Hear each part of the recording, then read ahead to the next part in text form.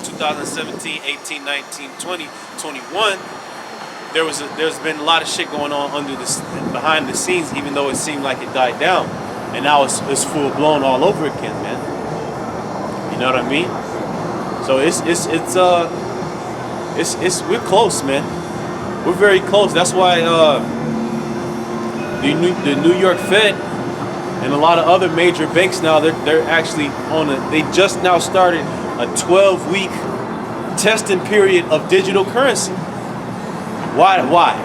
Because they want that MOTB. They want the chip to come, the implantable thing in your hand you cannot buy or sell unless you have it. The digital currency is the framework for that technology, which they're going to use to have full-blown control and even mind control over the people, okay? Because people are going to turn to real-life robots, zombies, behind taking that shit, man. They show you that in that movie, what's that movie, brother? Movie I forgot to fucking give you all the damn. I gotta fucking buy I know what you're talking about. Upgrade, man. Yep. God. They show you that in that movie, man. You know? And that's becoming that's gonna be the next thing that's about to be heavily advertised. Because I believe it was this month or December, Elon Musk is pushing out his Neuralink implant. They're starting the human trials on that shit. Right. And it's coming right on time because you got the brink of World War III approaching. They need a whole lot of fucking super soldiers for that it's shit. all getting set up beautifully through the spirit, man. All the pieces are coming into place through the spirit. And that's why it's so beautiful to maintain in the spirit, because like, brothers, we catching hell in our personal life. Brothers going through physical ailments. Brothers going through like, situations with the woman. She might be stepping out on you right now and not really giving a fuck about you no more. But fuck all that shit, The best thing to have hope in is this spiritual thing that's taking place right now. That's right. Which the Most High raising up His people, and He's about to save us out of here.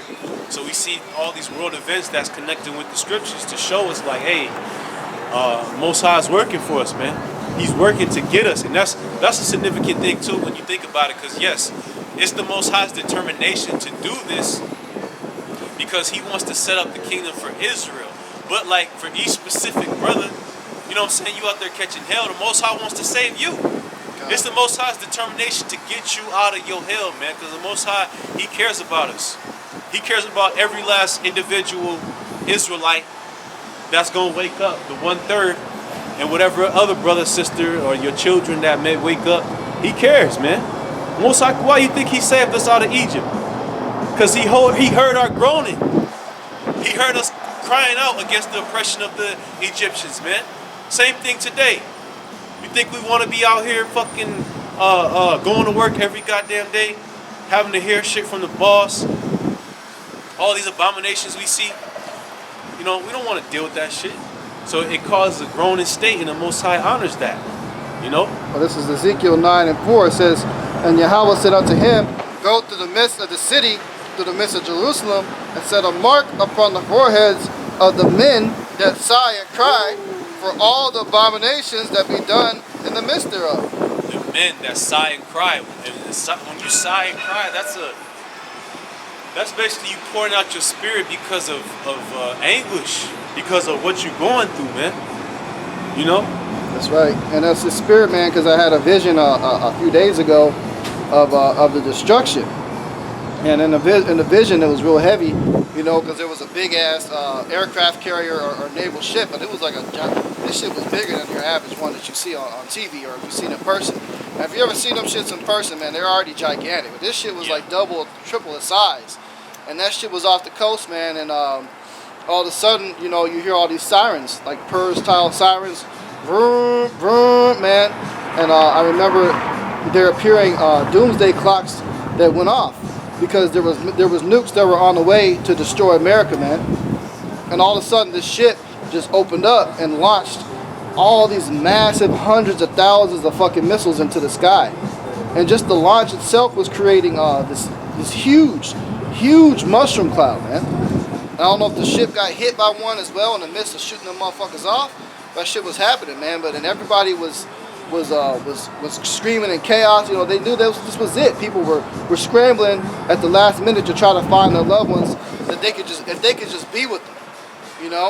And in the spirit, man, we were good.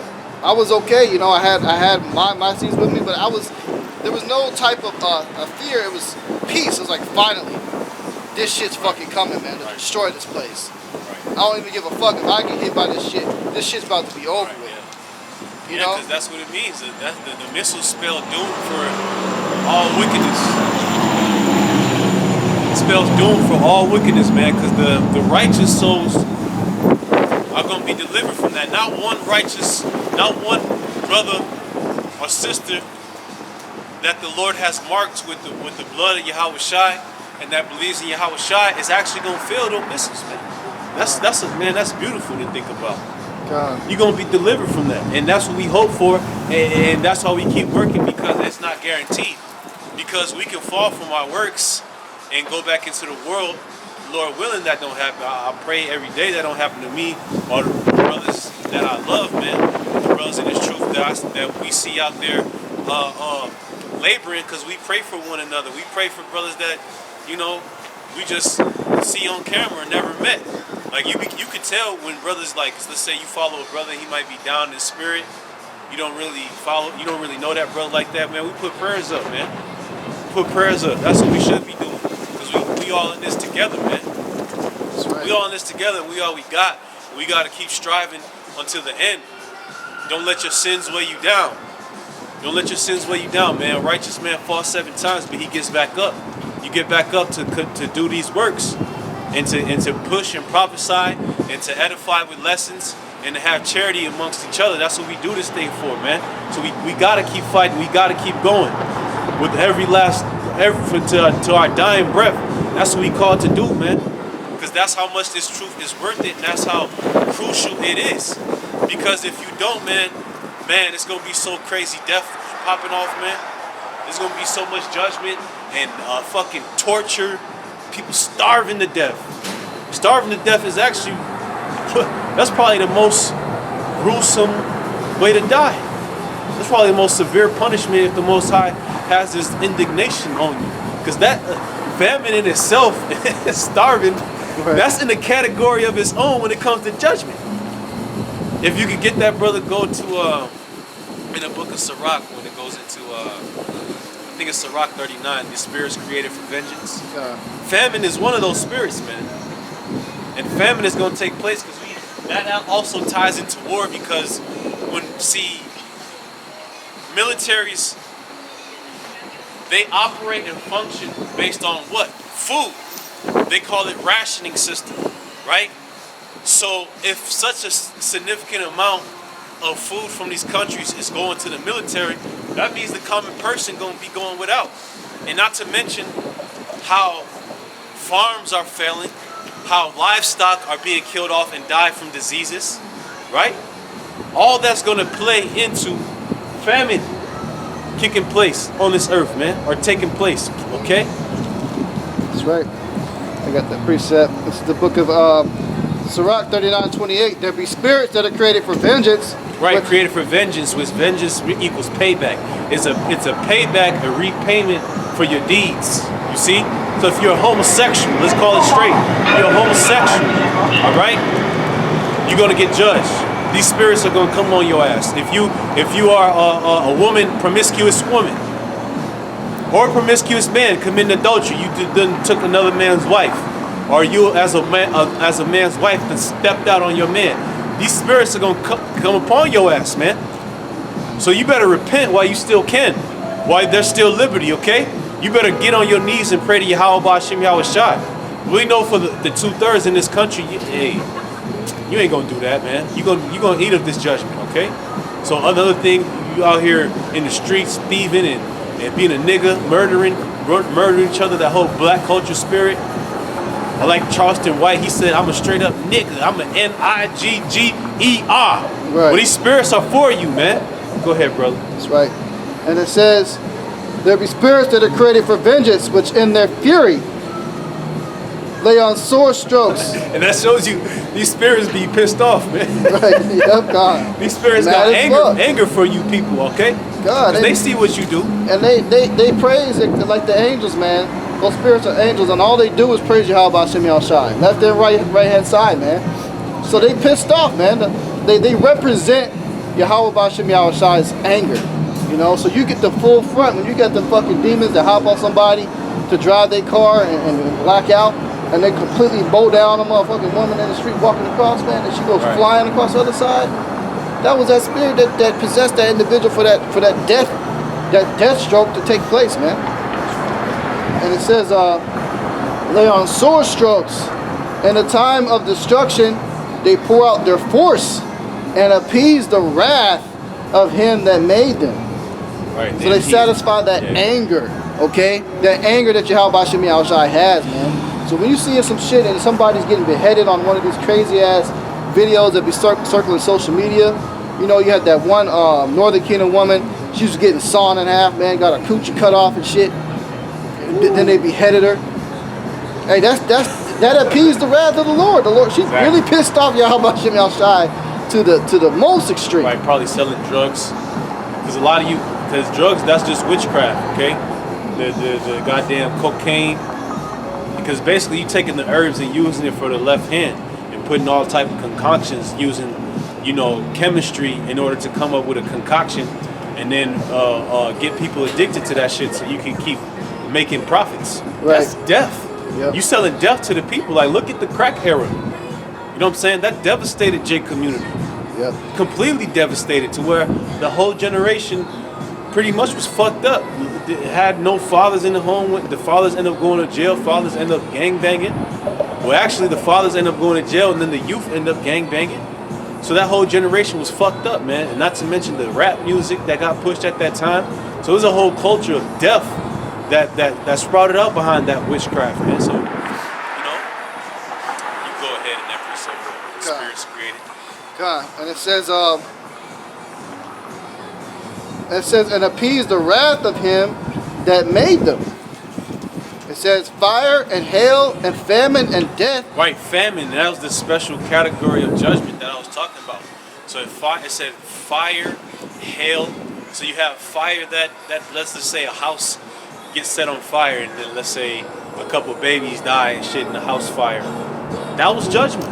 That was a spirit where an angel manipulated, you know what I'm saying? And let's just say the angel put grandma to sleep early. She fell asleep with a cigarette still burning. You know what I'm saying? Yeah. The cigarette fell out her hand while she was asleep, lit the whole house on fire. That was a spirit controlled that situation. He the one made her sleepy. Oh, forget, don't ash it out. The angel whisper in her ear, don't ash that cigarette, just go to sleep. Right. And then the bitch fall asleep. Then the upholstery or whatever, the carpet is set ablaze. And then she never wake up because smoke fumes done consumed her lungs. She dead. Now multiple people dead in the house. Or if it's like an apartment fire, multiple people dead. Okay? Judgment, okay? It's all judgment. That's right. And it says, I got another precept. Lamentations 4:9. They that be slain with the sword are better than they that be slain with hunger. For these pine away, stricken through for the want of the fruits of the field. Right, because to pine away basically means you slowly fade away. You slowly die. It's a slow kill because pretty much your fat goes first because your body starts consuming itself because your spirit is energy. It constantly needs energy to stay inside the body. So then your fat starts consuming itself, right? Then your muscles wear thin and you get fragile and you can't really move like that. You become weak. And that's even more double judgment because when you're in that state, a lot of people from famine, you're going to get judged by animal. An animal will catch you while you're weak. You haven't eaten in 2-3 weeks and your muscle done worn thin. You ain't as big and bad as you was 2 months ago when you was all in the gym and getting all the holes, or as if you was a bitch all in the gym and you felt strong because you just deadlifted 250. Nah, that's gonna go away quick, bitch. Right. That's right. All right, that's gonna go away quick. And your body begins to fuck up with your brain. You begin to hallucinate. You start seeing all types of shit, man. Yep. And some of you start doing things you wouldn't even imagine. You start looking at your own family members as a fucking cheeseburger. Right. Yeah. That's all you see. Cannibalism and shit. The son sitting there talking or whoever, Looking like a and then you delectable turn into Negro. a cheeseburger on you. Like, damn, I gotta do what I gotta do. So that's serious, man. That's serious and it's scary, and that's a predicament that you wouldn't want to be in. I mean, ask anybody now. We walk, say, you walk. These people that walk back and forth. Would you like to experience famine, of starving death? People gonna look at you like you got two heads. Like, what the fuck? What kind of question is that? Right. Because no one will want that. When it comes to anything that the spirits created for vengeance that the Lord has listed, no one would want that. Right. Because you ask any, would you want your house to get set on fire? Would you like to get hit with a huge piece of hail? No. Hell no. But you know what's crazy is that you people do everything to get that. Yep. You dumb fucks. Yeah. You do everything to get the judgment which you would scratch and scream to not partake in. You do it on a daily basis. So that's why the Most High, he has no pity or mercy for you. He just gonna kill your ass in the various forms he got set up. So like, let's say here's those forms back in the previous precept. Ecclesiastes 39:29. Fire and hail and famine and death, all these were created for vengeance. And we just mentioned how grievous one of those on the list, famine, is. But when it happens to you, that the Lord took his revenge, took his vengeance on you, man.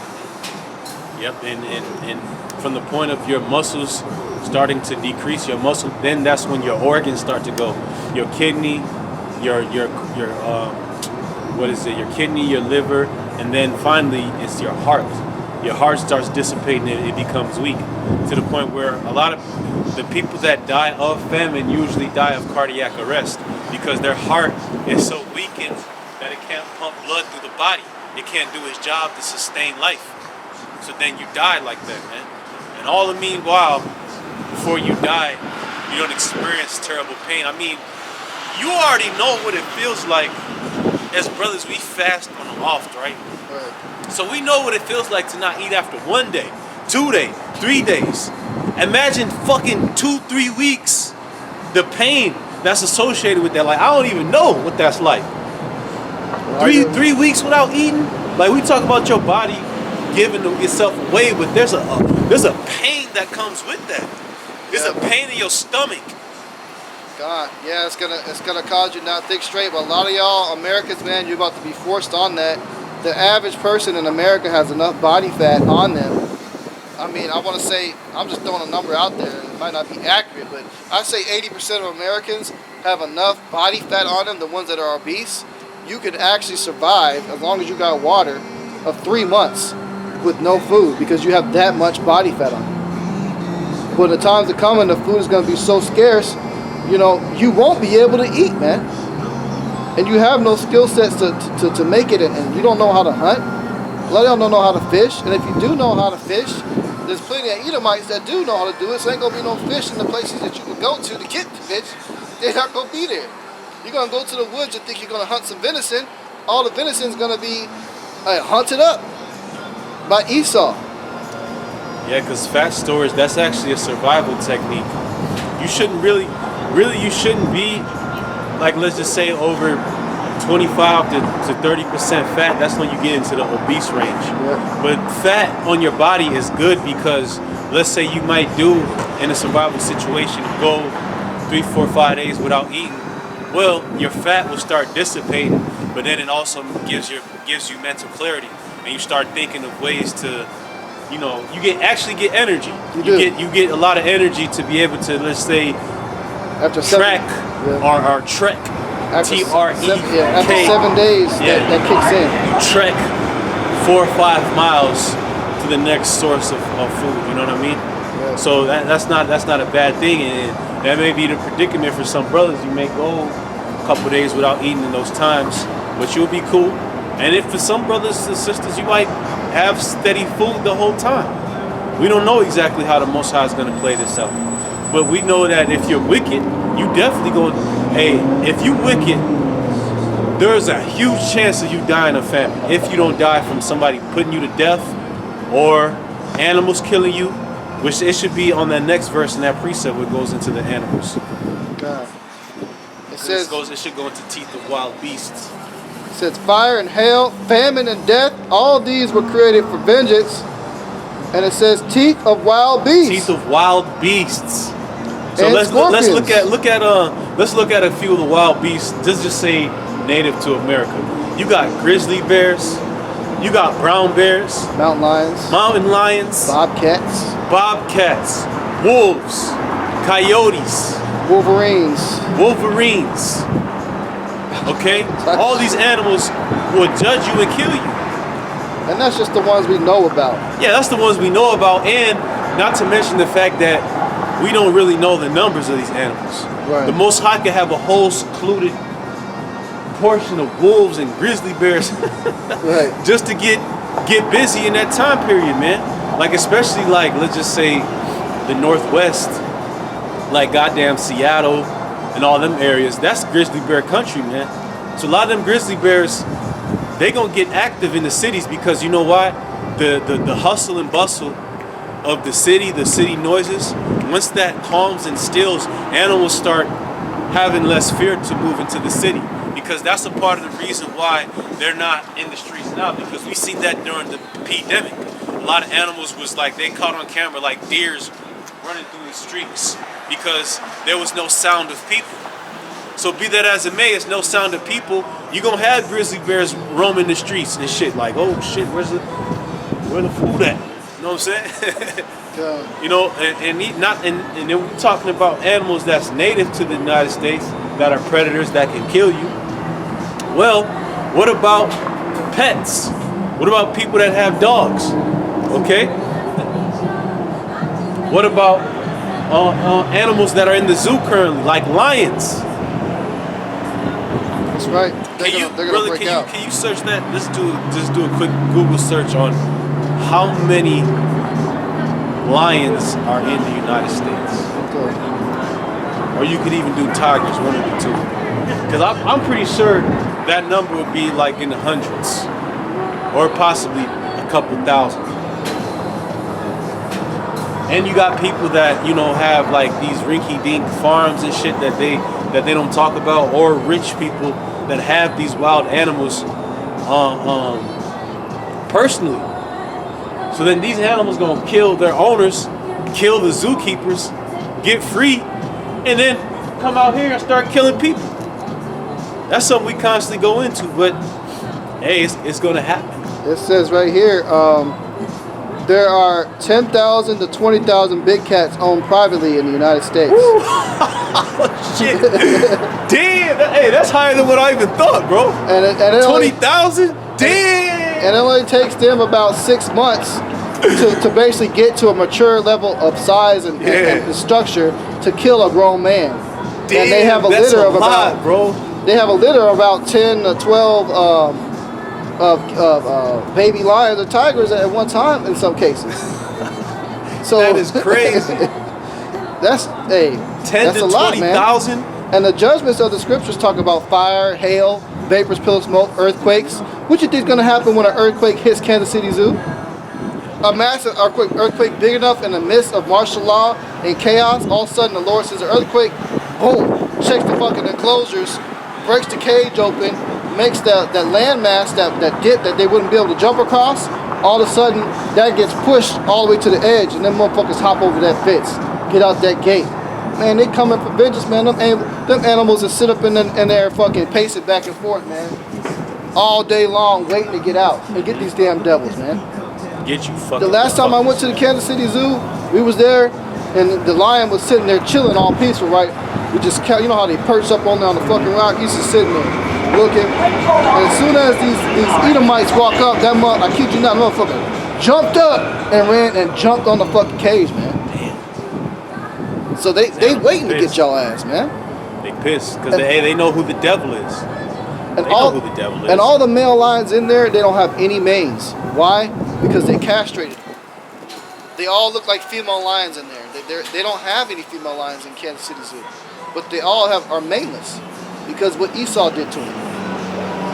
Yeah, that's stuff. So they definitely gonna have the spirit, man. The teeth of wild beasts. It says going back to that Yeah, precept. because even if the lion is castrated, the Most High can put a spirit on it Yep. to have it start thinking like, this motherfucker castrated me. I'm just gonna kill everybody. Yeah. Everybody in sight can get it. It says, Little kid, I'm gonna kill you. I'm gonna eat your ass. God. And hey, what's so heavy about these animals is the Most High can give them a spirit to where they don't even want to eat you. They just want to kill you. right. Like the prophet that was killed by the lion because he disobeyed the commandment of the Lord. He was supposed to not tarry in a particular city, and then a different prophet came and deceived him to tarry in his house. So because he didn't listen to the first direction the Lord gave him, a lion was rose up to kill him. And he was riding on an ass. What the lion did was jump over the ass and took him out. And then it sat with his body there and and didn't even harm the ass he was on. So that was a specific targeted kill, man. That's how specific the Most High could get with his judgments. And then on the vice versa, you have Daniel, who was in the midst of lions that didn't get touched. God. You see what I mean? So that can happen because the scriptures go into, matter of fact, I'll get it, but after we're done explaining how we're going to be at peace with the beasts of the field. It said the beasts of I believe it's in Job, the beasts of the field shall be at peace with thee. See? And the one movie to go see too is that movie Beast with Idris Elba. And it shows you the spirit of that lion. It was a rogue lion that was slaughtering everybody. He wasn't eating nobody. But he was just slaughtering all these damn Hamites and Edomites over there. Really, he was targeting Esau in that movie. Yeah. Because all the poaching that was going on. I guess his whole pride had got killed. Yeah. So he just went off, man. And he was just killing everybody. But this is the book of Ecclesiastes 39:30. Teeth of wild beasts and scorpions. Hey, a couple years ago, there was a whole scorpion plague that hit one of these. It was in Egypt. In Egypt. Egypt, yeah. Because I believe there was like a hailstorm or some type of storm that happened that rarely happens, hey. And then the scorpions like came out of nowhere and they started stinging people, man. God. They started stinging all kind of people. That was a heavy plague, man. People died. Hundreds of people, I think, died in that. It says serpents. Another thing, man. Mouse plague that hit Australia. What eats the mouse? Snakes, man. Serpents. So you're gonna have plagues of fucking snakes, man. Like Which that movie America Snake has on a the good Plane. portion of poisonous ones like the rattlesnake. Oh God. So there's some parts in America you got to be careful. Like going to Colorado and Texas and you're hiking, you can actually stumble across a den and it will be thousands of rattlesnakes all balled up in a fucking den, sleeping and hibernating and shit. yeah. So these snakes gonna change their places and come and fucking sting and bite you people, man. And not to mention, like we just bring up the privately owned big cats. There are privately owned deadly fucking snakes that people got, cobras, all kind of shit. Like a lot of these magicians, they use cobras as a part of their act, even though they might have them like defanged or some shit to try to like pretend like it, you know. Yeah. But yeah, those animals gonna get unleashed too. So man, the scene that's gonna unfold is it's gonna be so crazy, man. It's gonna be so dramatic because like we can only put it in so much words, but when it actually happens, it's gonna be like something that we never describe. It's the time of Jacob's trouble, a time that is described as like has never been on the earth. So this is the Most High making you people familiar with Him through pouring out His anger on your ass. Because pretty much right now, nobody really knows Yahweh Hashem Yahushua. Nobody really knows who the Most High is or what He's about. They vicariously know, like, let's say they believe in God or Jesus Christ, like, you know, the Arabs got Allah. So they have this image of what they think God is, like He just sits in the heavens and allows things to happen. But no, they're gonna know that really every single event on down to your thoughts and the dreams you have and everything you do throughout that day, the way the wind blows, everything is determined by the Most High. He controls that. He has spirits set up to coordinate everything from the beginning of time until now. But it's the ignorance of men and their pride that make them think that they're living their life according to how they believe. And that the Most High, like I said, is some type of fairy tale, imaginary creature, or somebody that just sits by passively. So these judgments gonna unfold to the people like, oh shit, The Most High is real. He is real. He does judge. You see? Like there's a precept that goes into it how it says, verily, he is a power that judgeth in the earth. You see that? Because, hey, they talk about targeted individuals. Well, all these same wicked people that doing these wicked acts we talking about, they're going to be the same people that end up getting put to death. End up getting messed up on a whole different level, you see? That's right. So we gonna see that, and you people gonna fucking know. You gonna know Yahweh Bashim Yahushua, man. You gonna know him. That's right. Not in a good way. You gonna know his bad side first. Fucking people. Con. And it says, teeth of wild beasts and scorpions, serpents, and the sword punishing the wicked to destruction. Right, and the sword, you could think about Esau when it comes to that. The sword is E. You know what I'm saying? Because on one end, E, so-called white man, was given a sword from his birth. That's his birthright. If you can get that, matter of fact, I'll get the precept first when it goes into the beasts of the field to be at league. I'll read that. This is Job 5 and matter of fact, let's read from verse 5. Or actually verse Job 5 and 17. It says, behold, happy is the man whom the Most High corrected. Therefore despise not thou the chastening of the Almighty. And that's what we enduring right now. We're enduring the Most High chastising us, because chastisement is punishment that is supposed to yield change. That is for your benefit. That when you accept it, it puts you in the Most High's favor. You see? It says, for he maketh sore and bindeth up. He woundeth and his hands make whole. See? So all brothers going through situations understand that the Most High has broken you down just to build you back up. Even if, like, let's just say, okay, as an example, you have a brother out there that was in a wheelchair pushing, and he actually passed away, man. He actually passed away. He received chastisement from the Lord. The Lord put him in that situation, but he also gave him grace. Because that same brother, he's in the spirit world now, and whole, content,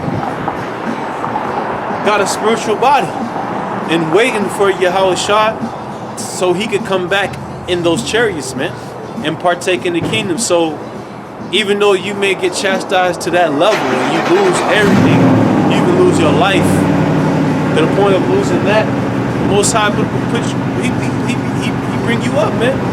He bring you out of these chains of darkness that we're in, these chains where we suffer, where we are uncertain about the next day, or uncertain about the next hour, uncertain about our health, man. How much of a relief is it to not fucking deal with that shit? You see? That's right. This is Hebrews 12, verse 6. It says, from whom Yahweh loves, he chastens, and scourges every son whom he receives.